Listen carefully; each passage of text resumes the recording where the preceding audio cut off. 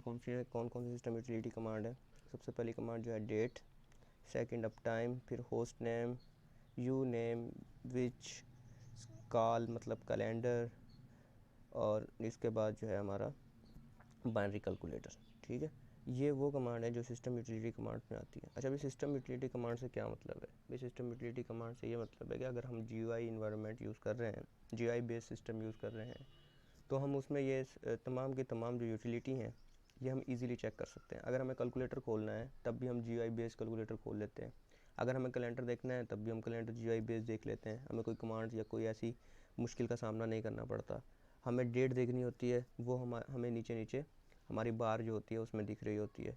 और उसी तरीके से हमारा अगर हम सिस्टम की प्रॉपर्टीज़ जाकर देख रहे होते हैं विंडो में, अगर हम राइट क्लिक करके नीचे जाके प्रॉपर्टीज़ देखेंगे तो वहाँ हमें हमारे सिस्टम की सारी इन्फॉर्मेशन मिल रही होगी। और क्या होस्ट मतलब उसका नेम क्या है, ठीक है, कौन सी विंडो इंस्टॉल्ड है, इसी तरीके से। और मतलब तकरीबन अगर हम GUI में ये चीज़ें यूटिलिटी देखें तो वो हम इजीली कर सकते हैं। क्या यही काम अगर हम टर्मिनल पे हों, ऐसी जगह पे हों जहाँ पे कोई GUI बेस्ड कॉन्सेप्ट ही ना हो, क्या फिर उस जगह पे हम यही काम सेम कर सकते हैं? बिल्कुल कर सकते हैं। और ये कमांड्स इसी काम के लिए यूज़ होती हैं।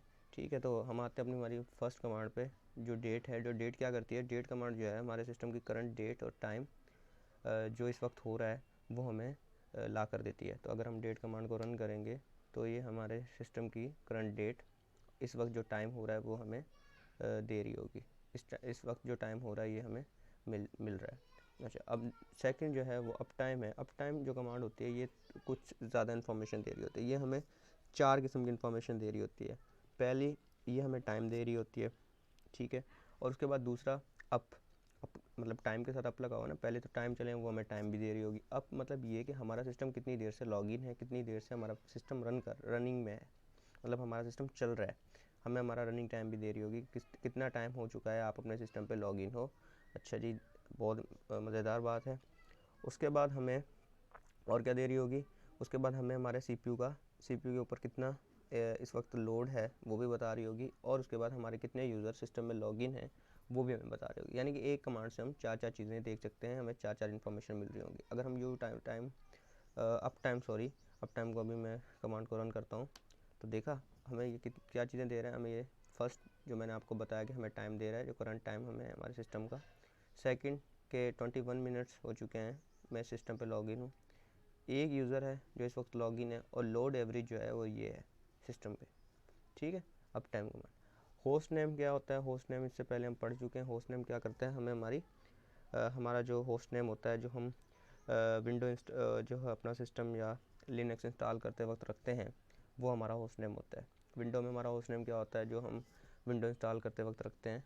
फॉर एग्जांपल कोई अली रख रहा होता है, कोई ज़ुबैर रख रहा होता है, ठीक है, वो हमारा होस्ट नेम होता है। इसी तरीके से जब हम लिनक्स इंस्टॉल कर रहे होते हैं तो इस तरीके से वहाँ पे हम जो है एक होस्ट नेम रखते हैं। तो जैसे हम होस्ट नेम लिख के एंटर करेंगे, कोई चेक करना चाहे होस्ट नेम तो आप चेक कर सकते हैं। होस्ट नेम कमांड लाजमी है, आप जब भी सिस्टम पे बैठें आप ज़रूर होस्ट नेम जो है चेक करें। क्योंकि अगर आपके सिस्टम में आपके VM बॉक्स में एक से ज़्यादा जो है आपने वर्चुअल मशीन्स क्रिएट की हुई हैं, तो हो सकता है कि आप कहीं किसी गलत पे लॉगिन कर बैठें और बाद में जो कमांड्स वहाँ पे रन करनी हो वो आपने वहाँ ना करनी हो। इस वजह से होस्ट नेम आप चेक कर लिया करें ताकि आपको कंफर्म हो जाए कि आप वाकई में इस सिस्टम पे काम करने के लिए बैठें।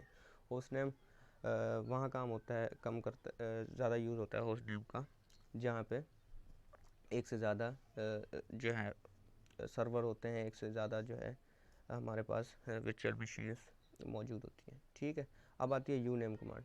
यू नेम क्या करेगी?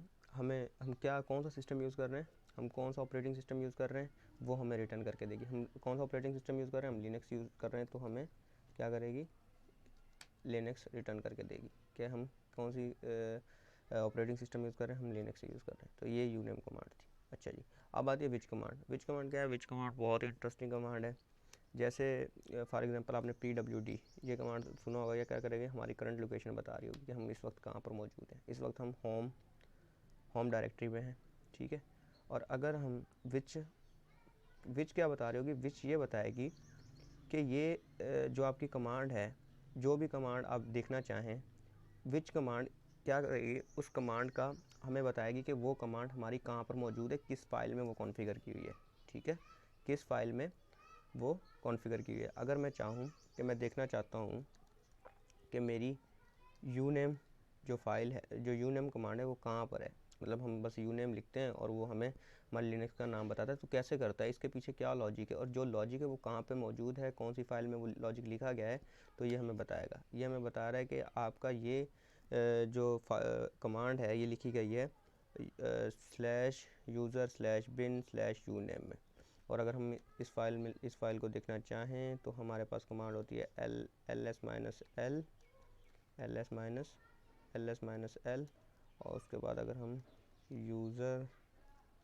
यूज़र की स्पेलिंग USER पूरी स्पेलिंग नहीं है, बिन और यूनेम, अगर हम इसे एंटर करेंगे तो ये हमें बता रहा है कि ये हमारी फ़ाइल है, ये हमारी एक फ़ाइल है जो यूनेम की एक फ़ाइल है हमारी, जिसमें हमारे पास क्या मौजूद है, एक फ़ाइल मौजूद है। ये उस फाइल की परमिशन है। इस फाइल का ऑन रूट, मतलब रूट ही इस फाइल को रूट ने ही क्रिएट किया और रूट ही इसका ग्रुप है और रूट को ही इस फाइल की जो है परमिशन है, मतलब रूट ने ही रूट के पूरे इख्तियारात होंगे इस फाइल के ऊपर अगर वो इसमें कोई चेंजिंग करना चाहे। ठीक है।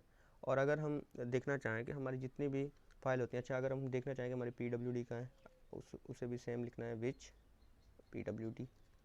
जैसे विच PWD हम करते हैं तो ये हमें क्या कह रहा है कि आपका ये भी यूज़र बिन PWD में है। और अगर हम इसे करें ls-l यूज़र बिन और यहाँ में हम करते हैं PWD, तो ये हमें बता रहा है कि इसे भी आपके रूट ने क्रिएट किया और इसका ग्रुप भी रूट है। ठीक है। और ये भी आपका, और अगर मैं आपको बिन जो बिन में जाएं, अगर हम बिन में जाएं, ठीक है, हम बिन में आ चुके हैं, और अगर मैं यहाँ पे ls-l करता हूँ तो हमारे सिस्टम में जितनी भी कमांड्स हैं ना हमारे सिस्टम में, वो सारी की सारी हमें यहाँ पर शो हो रही हैं। कितनी भी कमांड्स हैं, जितनी भी हम रन करेंगे, आप पढ़ेंगे, ठीक है, ये सारी की सारी आपको यहाँ पे शो हो रही हैं। और अगर आप इन्हें चाहते हैं कि आप इसे पेज बाय पेज देखें, यानी कि आपको इस तरीके से मतलब समझ में नहीं आ रहा, तो आप इसे क्या करें, ls-l पाइप करें और लिखते हैं मोर।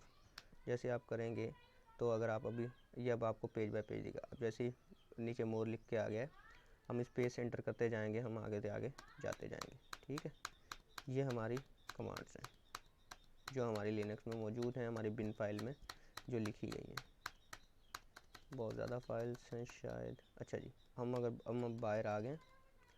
अच्छा, अब हम क्या करते हैं, अब देखते हैं कि हमारे सिस्टम में मतलब कितनी कमांड्स मौजूद हैं। तो उसके लिए ls-l count-l, ये कमांड से हमें क्या बता रहा होगा, ये हमने इस कमांड से हमें क्या पता चलेगा, इस कमांड से पता चलेगा काउंट लाइन। ठीक है। ये काउंट लाइन है, मतलब हमें लाइन काउंट्स करके देगी। इसमें बिन में हमने क्या किया, हमने बिन में सबसे पहले क्या किया, हमने अपने पूरी की पूरी लिस्ट देखी और उसके बाद उस लिस्ट को काउंट किया लाइन बाय लाइन। तो ये हमें क्या बता रहा है, ये हमें बता रहा है कि आपके पास 1731 कमांड्स हैं, यानी कि हमारे पास लिनक्स में कितनी कमांड है, हमारे पास लिनक्स में 1731 कमांड है। ठीक है। आई होप कि आपको समझ में आ गया होगा, और अगर कोई भी क्यूरी है तो आप पूछ सकते हैं। अच्छा जी, अब हम अपनी डायरेक्टरी चेंज करते हैं होम पे। हम होम पे आ चुके हैं। ठीक हो गया। अब इसे क्लियर करते हैं हमारी कैलेंडर वाली कमांड पे। उसके लिए हमें क्या यूज़ करना पड़ता है, cal। तो अगर हम cal लिख के रन करते हैं तो हमें ये करंट मंथ हमें दे रहा होता है, इस वक्त हमारा कौन सा करंट मंथ चल रहा है। ठीक है। उसकी क्या डेट है, क्या डे है, मतलब संडे है आज, जो जिस दिन मैं वीडियो रिकॉर्ड कर रहा हूँ तो संडे है, 17 मई है। ठीक है, ये हमें बता रहा है।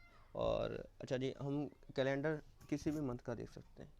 हम अगर चाहें कि हम किसी स्पेसिफिक मंथ का देखना चाहते हैं, फॉर एग्जांपल मैं देखना चाहता हूँ कि मैं कैलेंडर देखना चाहता हूँ फर्स्ट मंथ ऑफ 2000। अगर मैं 2000 का फर्स्ट मंथ देखना चाहता हूँ तो जैसे मैं एंटर करूँगा तो ये जनवरी 2000 मुझे दिखा रहा होगा, और उसमें हमें सारे का सारा पूरे का पूरा मंथ शो करवा रहा होगा। ठीक है। इस तरीके से आप कोई भी किसी भी स्पेसिफिक ईयर के मंथ को देख सकते हैं।